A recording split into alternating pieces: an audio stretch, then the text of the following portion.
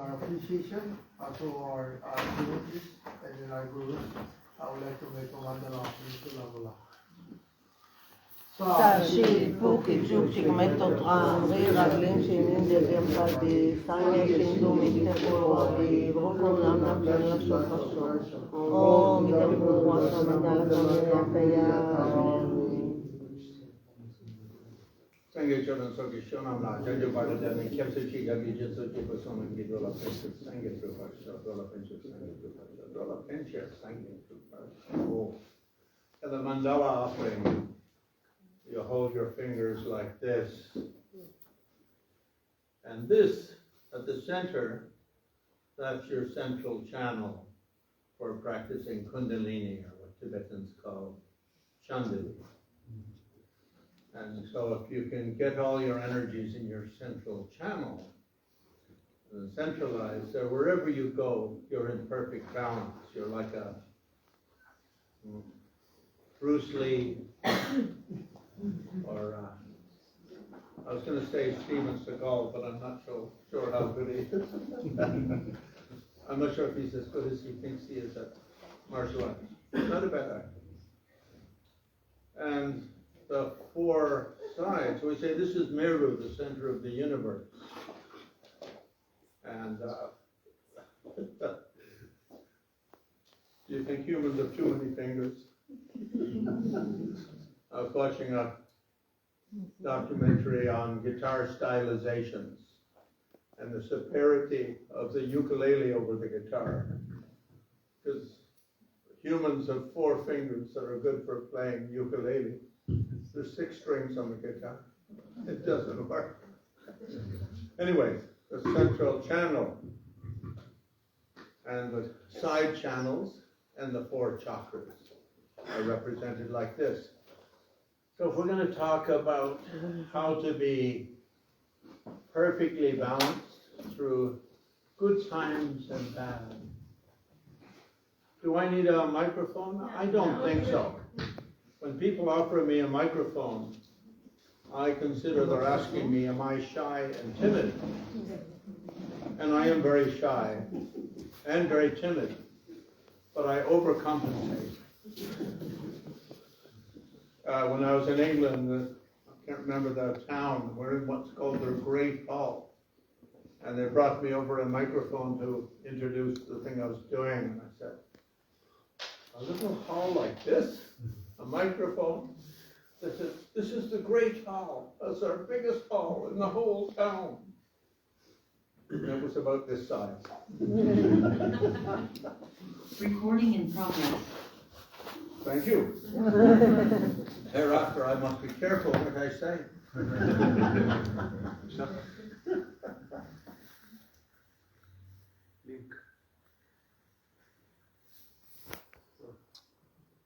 Anything else to talk about, boys? Yeah.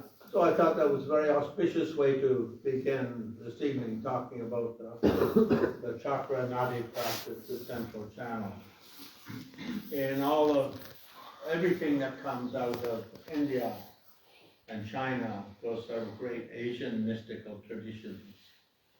I think quintessence of the essence is what Tibetans call tumo or chandali, inner fire, or chandali meaning something like the fire of bliss, inner bliss. Wherever we are, there's a wonderful book by a French author, Voltaire, called Candide. And in it he says, wherever you go, whoever you speak to, if you ask people to talk about their difficulties, they start fighting over, no, my difficulties are greater than your difficulties. No, my difficulties are greater. And each of them is asked to tell a story about their greatest difficulty they had. And they all tell a lot of stories. But the one which is most memorable is some guy gets stuck in Khartoum in northwest Africa.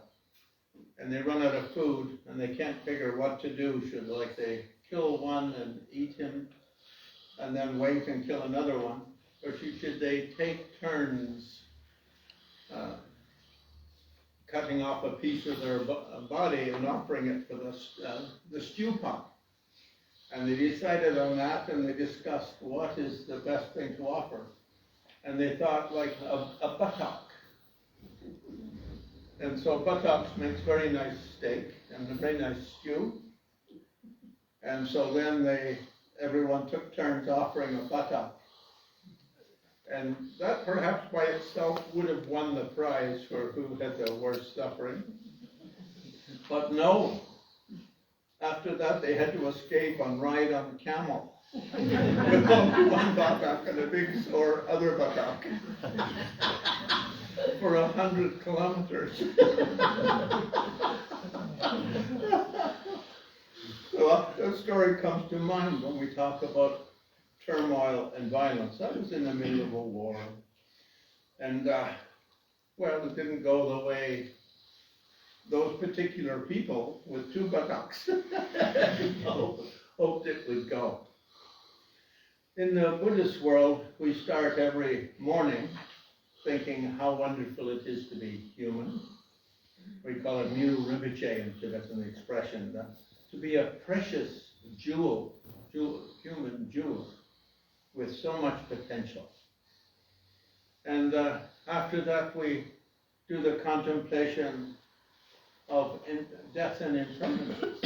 So we should be very joyful to be human, but at the same time, we should remember any day could be our last day. And we said that they say if you don't, the tradition says that if you don't think this in the morning, you could be frivolous with your day, superficial. If you don't think of it in the afternoon, be frivolous in the afternoon. If you don't remember it in the evening, frivolous in the evening.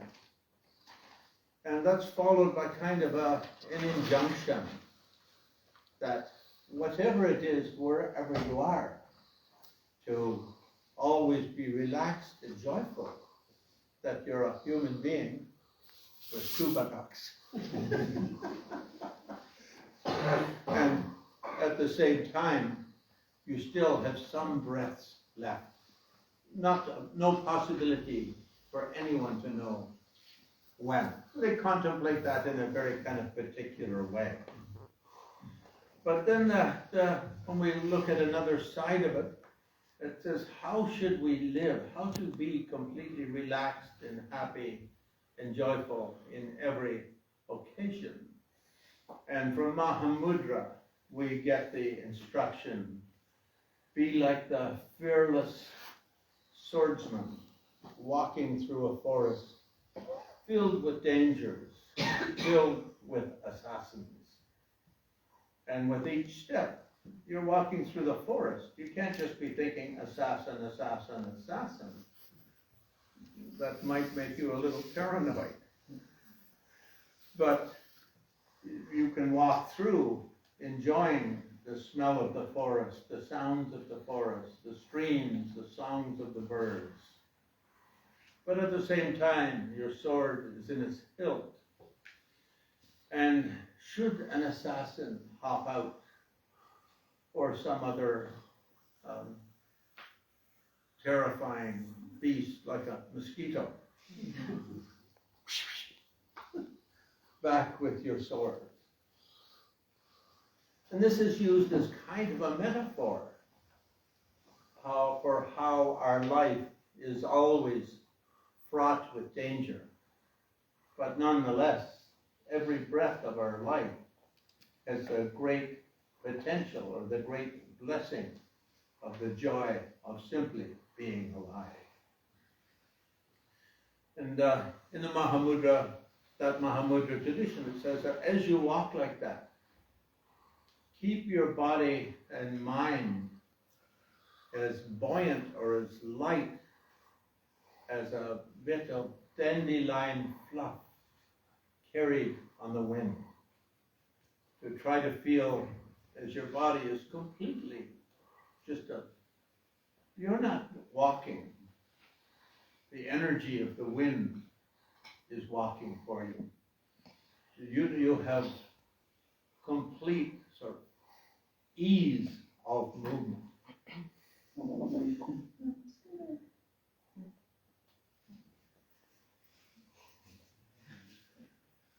In Tantra, we say, with your body, always feel like your body is at a place of complete joy. Even if you've got like a toothache, or you've got some sort of discomfort, or you're missing one buttock. Try to notice the joy of simply being.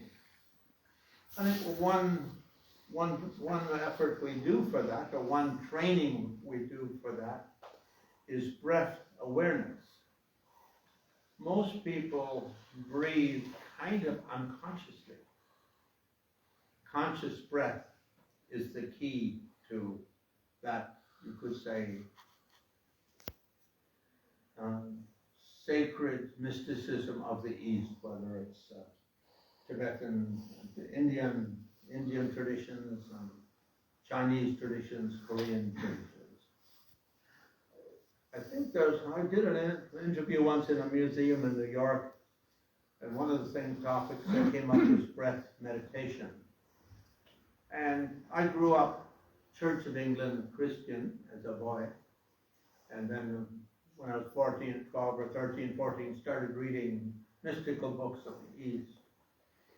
But one of the statements I really liked from the Old Testament in our Christian Bible, which we call it the Old Testament, is actually mostly the Jewish Torah. In the beginning, God breathed life into humans, into man. And the Buddhists, we put it the other way around, you could say. When we look at our breath, we can always see the face of God. And I think that breath awareness is key to living in times of difficulty, turmoil, ups and downs.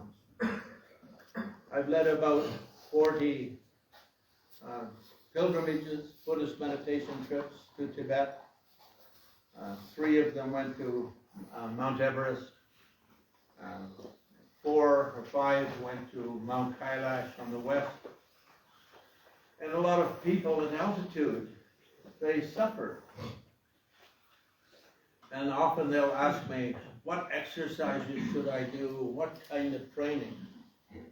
I always tell them there's only 2 kinds of trainings you need to do. Learn to breathe. And as you breathe, learn to have body awareness. When you breathe, with altitude, if you start struggling, your breath starts panicking. Your heart's going boom, boom, boom, boom. Then everything in your body goes wrong. Your lungs fill with water, your heart pumps to get it out, and you're a dead duck by dawn. Or the water goes to your brain, it swells, you get a headache, you think I'll sleep it off. You go to bed at night and you wake up in the bardo. Bye-bye, cruel world. But by the simple technique of putting your mind on your breath and being aware of your heartbeat, body monitoring. Doesn't matter if you've trained in high altitude running and walking, won't help much. These 2 things help. Now in Tantra, we use those 2 things as keys to the energy body.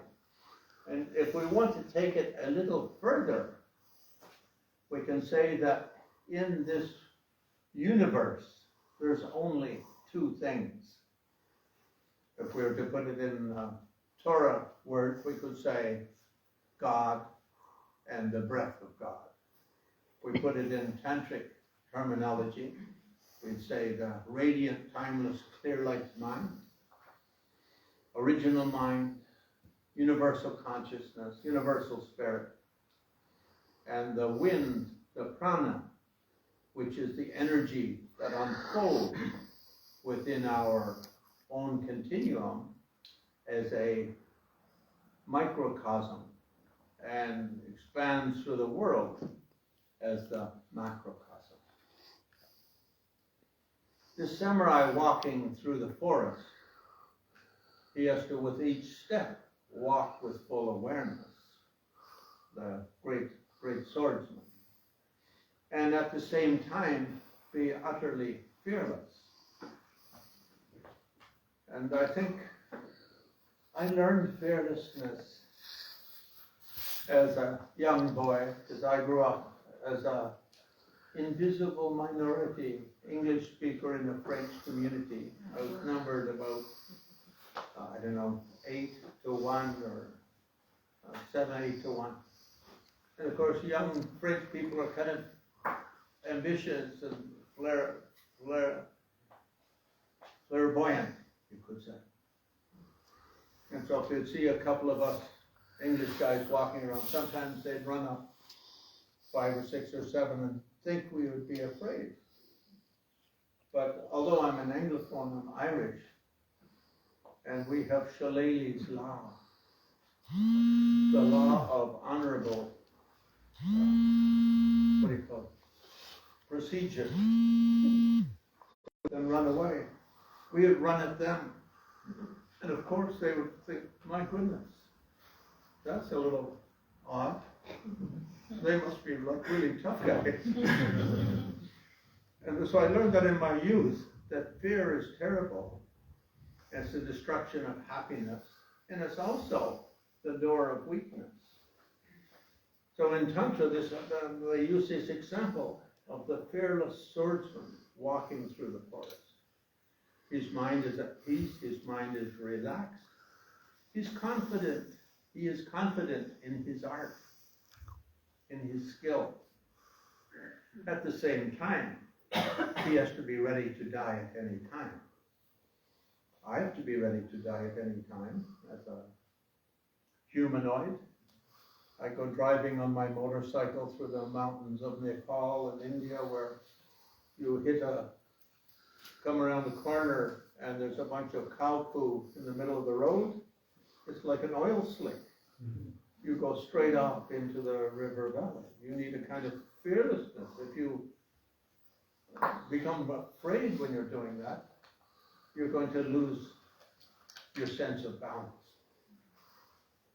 So the main way in Tantra we keep that balance is with the inner mind of radiant joy and the energy side of breath awareness. Seeing breath, the whole universe is just breath. Breathe in, breathe out, breathe in, breathe out. And we started with this. In Tantra, the sense of one's energy center. In the males, we put it from the tip of our penis, comes up through the body to the navel, and up to the heart, up to the throat, up to the center of the crown, and to the top of the brain. And we walk along when we feel our penis waggling a little bit down. We're a little shy, perhaps, about its size, so we cover it up and don't show it to everyone. Or with ladies, the central channel comes in, comes down from hair to the throat chakra, heart chakra, navel chakra, down to the G-spot in the vagina, and down to the clitoris. So tantric ladies walk along, and again, they may not display what is happening down there in public, but as they walk, it's with full awareness of this energy center of their body, the Mount Meru, as it's called, the mountain at the center of the universe. And above, when we make this offering, above Mount Meru, the sun and the moon, we say, so this golden earth, Mount Meru, sun and moon, and the 4 continents. The sun and moon are side channels. And sort of, you could say, our male element and our female element. The power we have inherited from our male ancestors, the power of aggression, the power of violence, the power of killing. And from our female ancestors, the power of incorporation, the power of wisdom, the power of perspective, the power of contextualization. Keeping this male, I am the greatest warrior on the planet, equal to Hercules. In fact, Hercules was a bit of a wimp from my male ancestors, and who knows? I mean, he was a favorite with the ladies, Hercules. Every lady looked up and said, oh, those muscles. If we made a baby together, what a beautiful baby. So undoubtedly, he had a few hundred, if not more, babies. A couple of you here have a bit of a Herculean presence. I feel it in my own bones. I might be a descendant of Hercules. And of course, of the great women throughout history. And we give them titles like Venus and Sophia and so forth. In India, the Dakas and Dakinis, and they use words like that. But how many thousands of female ancestors between our mother and father and their mothers and fathers and their mothers and fathers and their mothers and fathers? All of that power one carries within oneself from the male ancestors, all that aggression. And from the women, all of that like wisdom. Might we call it even common sense, which men rarely have.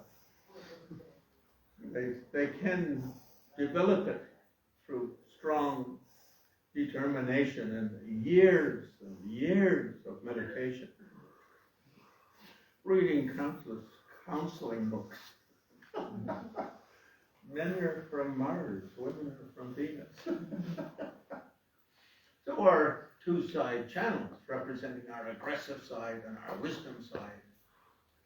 And at the center, how we bring that into balance. How we have the stability of Mount Meru at the center of the universe, unshakable. Everything else can shake, but this is the central pillar, unshakable. And so the idea, when we practice the Enlightenment tradition, particularly the Tantric Enlightenment tradition, is that the central channel, the side channels, we breathe in through the side channels, they fill up like sausages. We press them into our nether regions. And as they come into the navel chakra, down below, on males, those little testicles go, ooh, what's happening? And on ladies, the ovaries and the torus and the G-spot go tingle, tingle, tingle. And that air moves and it hits the navel chakra. Now, in the West, we often think of sexuality as something a little bit unspiritual. And we often see a kind of a anti-sexuality in spiritual movements. But in the Tantric tradition, the opposite is the case. We see our sexuality as our most sacred asset, you could say. It is the most pure power on earth if it can be channeled and used in the correct way. So we breathe in, press down, pause breathing, hold the breath for 10-15 minutes. Maybe too long, well, no, I better reset my watch. And the sexual stimulation sends energy. It hits the fire in our navel chakra, it rises to the heart, loosens the knots constricting the heart. Immediately we start feeling a little bit warmer and friendlier, rather than like all tied up and constricted and shy and nervous and whatnot. Immediately we're feeling a little bit more open, you could say. Hits the throat chakra and we're almost like, ta-da, ta-da, ta-da, ta-da. Hits the crown chakra, the center of the brain chakras. Hits the top of the brain. And we start looking like, I don't know if you've ever hitchhiked in India, but if you have, the truck drivers there are mostly Punjabis, Darjis. And they wear this sort of towel on their head, a turban on their head. But they all have Guru Nanak on the dashboard of their cars, sort of like in America in the Deep South, everyone puts a plastic Jesus on the dashboard of their car for good luck. And Guru Nanak is always sitting there, and he's always like this. Looking very serene and very thoughtful.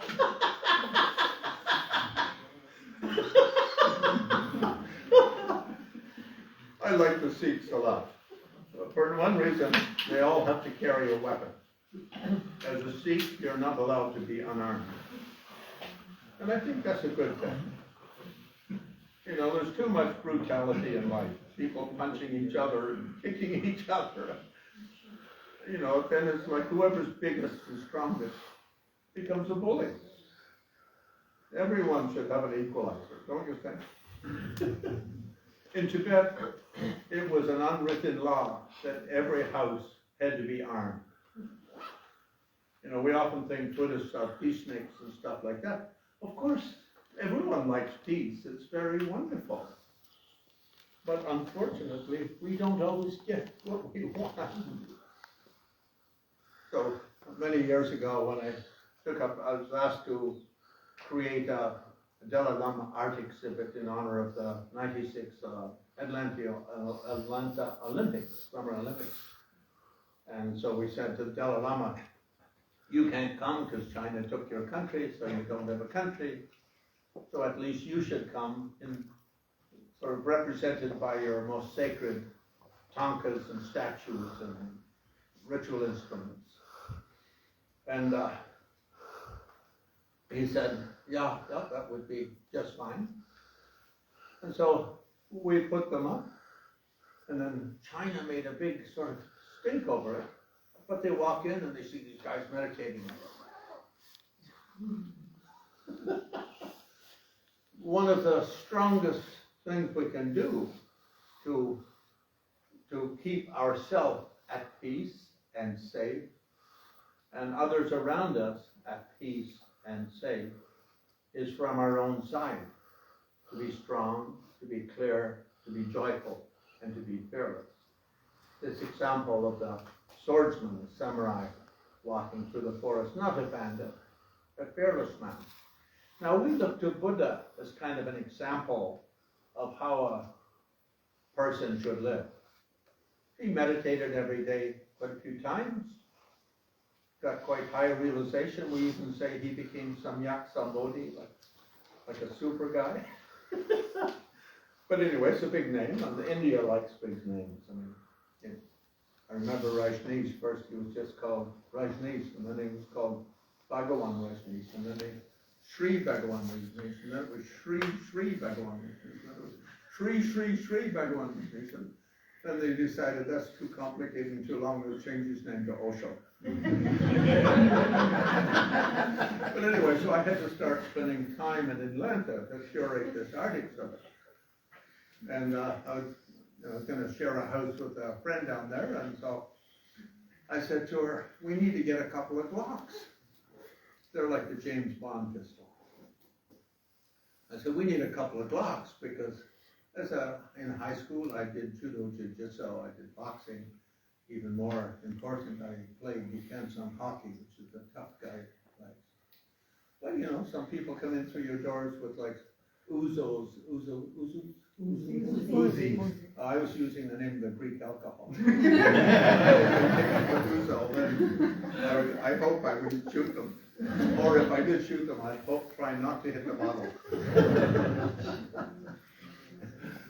And she said, oh, but I don't believe in guns.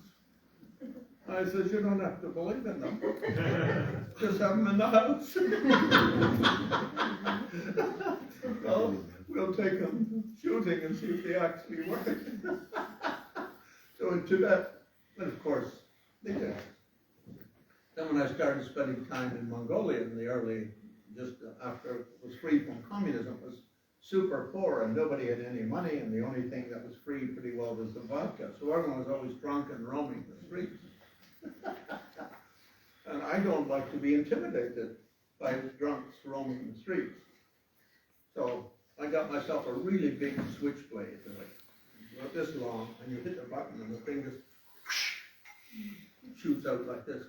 I never stabbed anyone with it. But whenever I saw like drunks starting following me at night when I was walking home, I'd sort of pull it out and go, started cleaning my fingers as I was walking. So fear, I learned as a young man in a minority community, and surrounded by French who tend to be a little bit overage, like how do you make a lot of money? You buy a Frenchman for what he's worth, and you sell him for what he thinks he's worth. I remember when I traveled in Israel in 1972, and one of the fellows I was traveling with, I said, oh, you guys, at the time it was 72, so it was after the 67 war, but there's still, everyone was still a little skitterish. And then there was another one a year or two later, so it was before that. But everyone was still a little jumpy. And I said, well, it's a little tense over here. He says, yes. And we're outnumbered like 100 to 1. But anyway, we can handle it. We are very brave people. And I think it's important, bravery. So the name of the enlightenment path in Buddhism is the Bodhisattva path. And sattva means kind of a hero. Is there a napkin anywhere here? Otherwise I'll stand up and get one out of my pocket. Thank you. Yeah, when I was teaching the first night I was here, the first day I was here, someone in the audience said, I have a runny nose. Mm-hmm. So I have an emotional contagion. If someone says, I have a runny nose, my nose hairs, and it says, oh, we'll sympathize. Misery loves company. So, of course, he said he has a runny nose, so to make him feel good, my nose started running.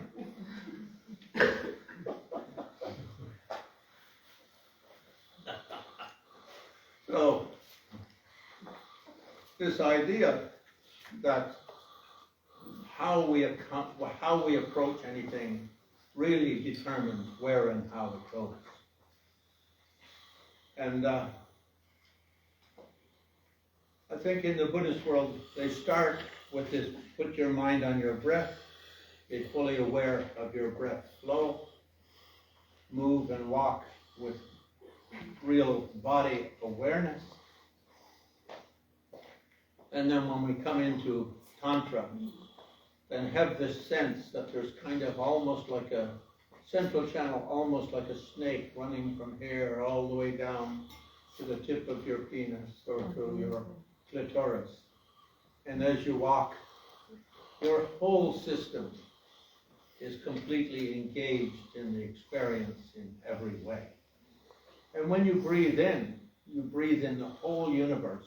You don't just breathe in like a little bit of air, because everything is made of energy. The air is a subtle form of energy, light is a more subtle form of energy. That becomes liquid, that becomes solid. And if we take anything solid and heat it enough, it becomes liquid, and heat it more, it becomes gaseous. Heat enough and it diffuses. We do a wonderful healing practice that I often teach, which was brought to Tibet by the great master Rinpoche, and passed to his disciple Milarepa, came down through the centuries. A similar practice was brought to Tibet by Padmasambhava Guru Rinpoche, above, pictured above. And in that practice, when one's not feeling well, you're feeling you're a little bit sick, not like a runny nose, that doesn't count. You sit up and you breathe in and you think, I breathe in all the solid things in the mountain, in the world. I bring in the mountain ranges, the Himalayas, I breathe them in. The Andes, the Alps. You don't really have mountains in Israel, but you've got those little bumpy hills that you call mountains.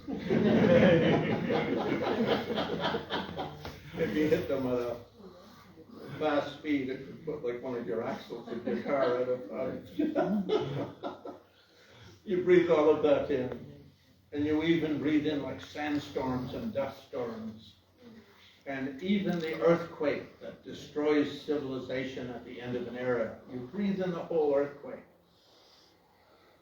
You press it down through the side channels, and you press it into the navel chakra. And as you press it in the navel chakra, you pull up the energies from below. And your little willy goes, or ladies, your clitoris, and the energy flows into your central channel. And all of the Mountain Everest and Kailash and Andes, they all basically melt and boil and become a little healing elixir. And the healing elixir flows through your whole body, through your chakras, through your nadis, goes into every cell of your body. And you start singing that song, I feel good, I feel good, it's a good day, I feel great. Then you do the same with water. You breathe in all of the oceans, and you breathe in the rivers and the streams. You breathe in tsunamis, and those, what do they call them, hurricanes that just flying the water everywhere. And even the flood that destroys humanity at the end of an era, you breathe in. You press it into the sides, and you press it down and pull it up. And again, your sexual energies go. So as it puts, the air rises. They strike the fire in the navel chakra. The fire melts the water and transforms it into healing nectar. It travels up in through your chakras and through the channels, goes through your whole body. And now you're feeling twice as good. Then you do the same with fire. You breathe in the sun, you breathe in all the stars, and you even breathe in all the fires on the planets. Like, don't do it too hard, or people's cars might turn off. The electric spark will temporarily be adversely affected. And even the fire that destroys civilization at the end of an era comes into your side channels. You push it into the central. Breathe.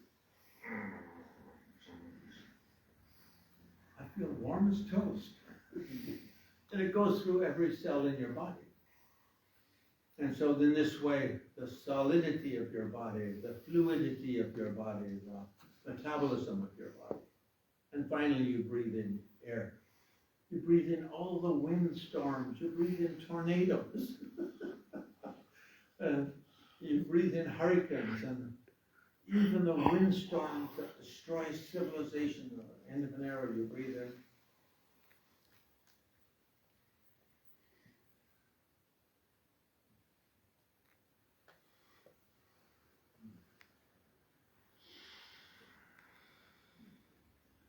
And again, feels very, very, very nice. Now, you might not have gotten it perfect on each one. There may have been a little bit too much on one and not enough on the other. So then you breathe in again, space. And all of the space of the whole universe comes in and goes into your side channels, into your central channel, and diffuses. And it balances all solid things, all liquid things, all temperate things, and the energy of all systems. And I teach that way of practicing Tummo very often, and Chongola, I think, has led retreats like that here in Israel in the past, either live or via Zoom. I think Zoom's a great name. Zoom. Let's Zoom to enlighten. So this idea, in times of turmoil and violent times, and of course often we think we're more violent now than we were in the past. I'm not sure if history can show that. I remember when I was only like maybe 7 or 8 years old in Canada, there used to be an American Catholic bishop. Now, my mom was Church of England, so we really didn't like the Catholics. And my dad was Irish Protestant, so again, we didn't much like the Catholics. But he was a very good speaker, this bishop. and so, and he was one of just, I don't remember many of his, but mom turned him on every Sunday. I think she turned him on because she didn't like Catholics. And by listening to him, she thought she may see some glimmer of hope in some Catholics. And he was, one day he says, yes, and our times are so terrible. There's all this violence and all of that violence, and there's this war and that war, and our kids aren't even listening to us much anymore. We ask them to stand up and they sit down, and we ask them to sit down and they stand up. Are your kids like that? And it all sounded very much apropos to the times. Oh God, this was maybe 1955 or 6 or 7. It was still black and white TV. And then he says, and this is from the meditations of what was the famous Marcus Aurelius, yeah, written like 2,000 years earlier about how rough life was. And I think human society has always been a little rough. Basically, because humans are rough. And the other things is we taste good. 2 things that make things rough for anyone in the animal kingdom. And we humans are kind of in the animal kingdom. We taste good to all kinds of species. Tigers like us, bears like us. My dad's business partner, my first cousin, was the last man hung in Quebec for murder because he went out hunting with 4 Americans and they got on his nerves and they got into a fight. He was outnumbered 4-1. Turned out they were from a mafia family in Philadelphia and were carrying guns. So he shot him. I mean, he had to. It was really self-defense. But they weren't sure if they were murdered or not because they were eaten by bears. Why? Because humans taste good. So living in India, when the Tibetans came into refugees in India, they didn't want to settle them near the north in the mountains because it's too close to Tibet. And they thought China might use it as an excuse for invading. So they put most of them way down in the middle of the jungle in South India. What was the biggest cause of death? Getting stamped on by an elephant. Or eaten by a tiger or attacked by a hungry predator. So bears have always been there. The other problem we have is we are perfect. Each of us individually is perfect. But there's many other beings who are hard to get along with. So you and I, we're both perfect. It's those other guys who are problematic. And that always leads to pushing and shoving. And then, of course, humans fight over important resources. Like we like the rivers, we want to control the land, the rivers is important. And women. One of the biggest sort of, when Rome used to roll through Europe looking for slaves, they weren't really looking for wealth or food or farmland. They really wanted slaves, and mainly the women, because they're such good cooks. Not anymore, of course, because television has convinced men that they should learn how to cook. But until that, and Genghis Khan, you know, he started his career that he wanted to marry this lady and said so when he was about 10, and then when he was about 20, the lady's father, a king of another tribe, marries her to another guy. And he says, well, that's not fair. I like her more.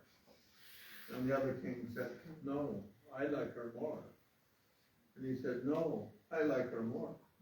And even though they had this very logical debate, it had no logical outcome. And so he'd be riding his horse with a bunch of his friends and ride over to her town and cut off a few heads and grab her and bring her home. So I think a lot of the violence in the world, we men should blame on women, don't you?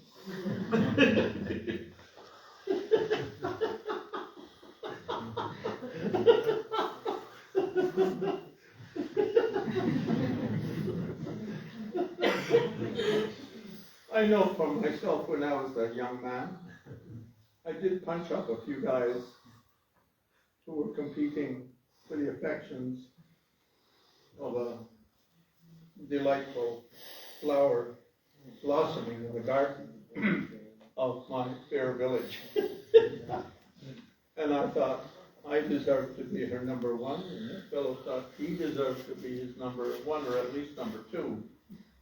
But I wasn't like one or two, I was like one and only kind of guy. And of course, in the chivalrous tradition of European gallantry, we can never discuss this with the ladies, because that would be unfair. It would be putting them in a painful and awkward situation. So the men should fight it out amongst themselves. You guys agree with that? You see, if you came here with your lady friend, you're shy to say yes. And if you disagree, you're still shy to say yes, because I gave such an impeccable logical defense of my argument that you know that if you disagree, you're going to be toasted by my superior powers of logic. You'll be like Charika when he went to visit the Buddha once. I told this story the other day, so I think it's one of the humorous Buddhist sutras. This Indian master, Charika, is going to visit the Buddha. And one of his students say, "Where are you going?" "Oh, that Buddha is like a dirty elephant. And I'm going to go and meet him and push him down to the river and scrub him with the broom of my superior logic until all of his wrong thinking is washed out." And someone else walks, "Where are you going?" "Oh, that Gautama guy, it's like a dirty carpet. I'm going to go and pick up that dirty carpet and throw it over the clothesline of my superior logic and beat it with a bat until all of the dust of his wrong thinking is out." And 3 or 4 more of those, and he goes and he gets defeated, toasted, hung up to dry. You guys won't say yes or no, because you know you'll get hung up to dry, like Jonica did with me. Anyway, from time immemorial, men have been pushing and pulling over land, and often women are part of that, because every man has male ancestry, female ancestry, we've got both together. And every woman has male ancestry, female ancestry, both of those pushing within themselves for how to get the balance that they want in life. There's a wonderful song by Elvis Presley. You probably only hear of him in old movies.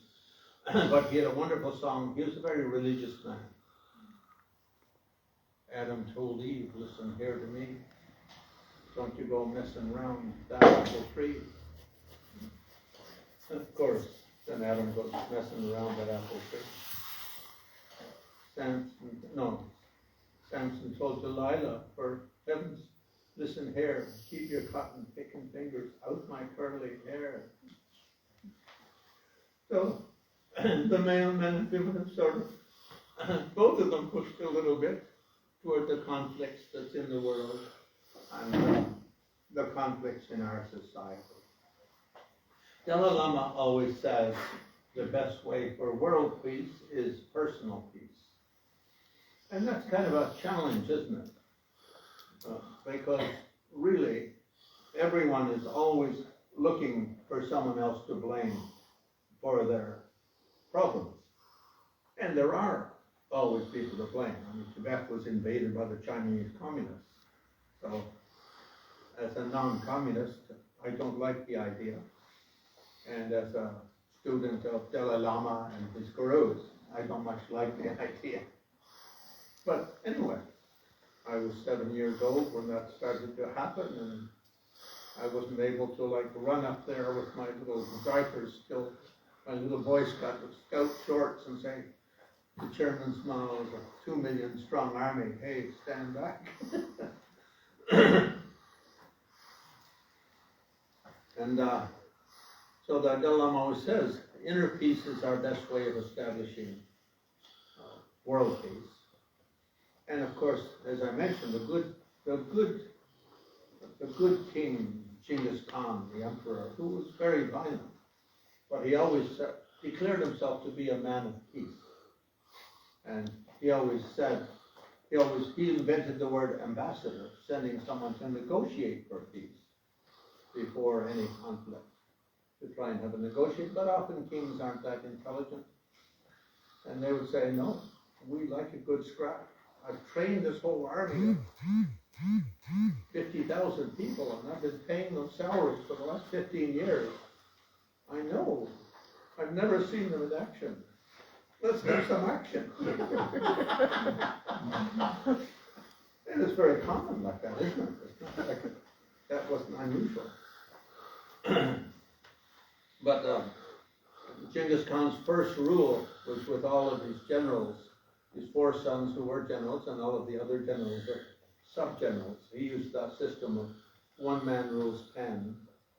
10 leaders are ruled by 1.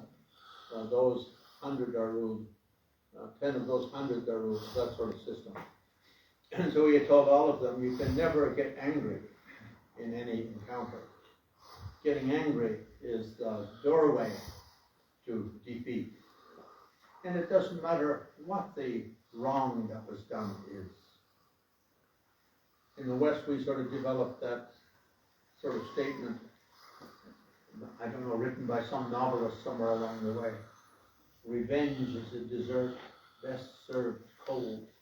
In Buddhism, we wouldn't go along with that. We don't think revenge is an intelligent thing, because if you look at the structure of things going wrong, behind something there's something else, behind that there's something else, behind that there's something else, behind. That's a never-ending chain. And so, from our side, looking at it, we have to solve whatever problems we encounter in our life in a sensible way that gives us maximum chance of healthy, happy survival. And doesn't get us thrown in jail for being too tough with the other, whatever that other side is. So in the Buddhist world, we try to then always have compassion on the side of whatever's going on. Like even if someone's very badly behaved, think, well, you can't blame him for being like, in the Irish community, you can't blame Timmy for being like that. Look at his mom and dad. His grandfather too. Back to the time of Adam, they were always a bit of hooligans.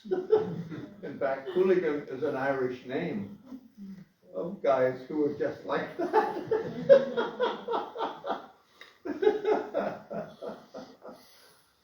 So to try to have some sort of compassion, we talk about the paramita of patience. My Buddhist name is patience, Zopa. And because I used to be like very impatient, buy a Glock, when in doubt, pull it out. And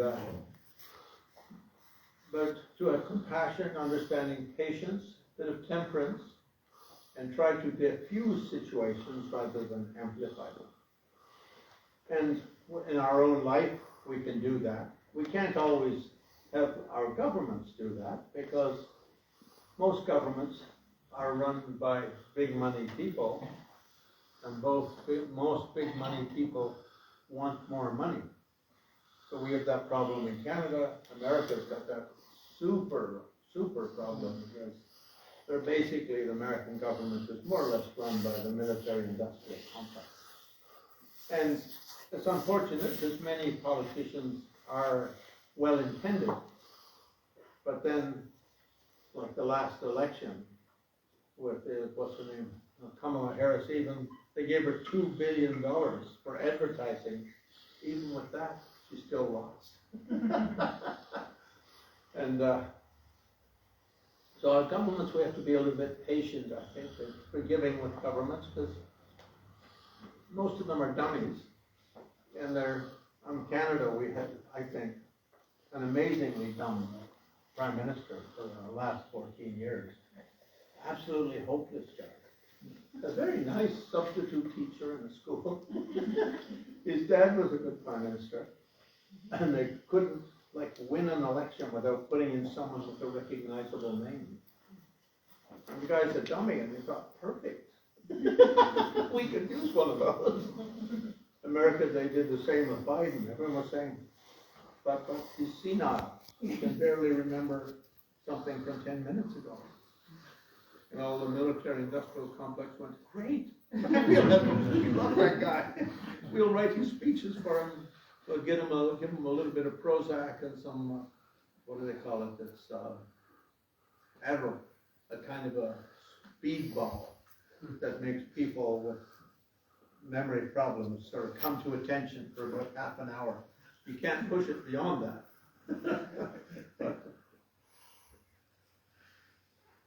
So I think in the Buddhist world, to find inner peace, we have to have some kind of attitudinal training, you could say. Attitudinal training. Tibetan, we call that lojong, training the mind.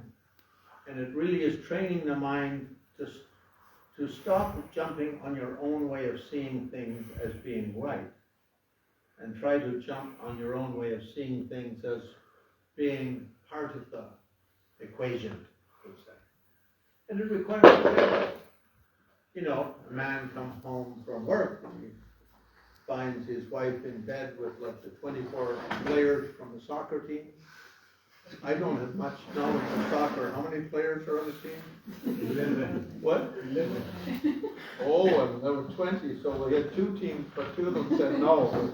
Maybe wasn't up to their standards. Or perhaps they had runny noses that day. And he immediately gets very irritated and belligerent. And he's not like that tough a guy that he can really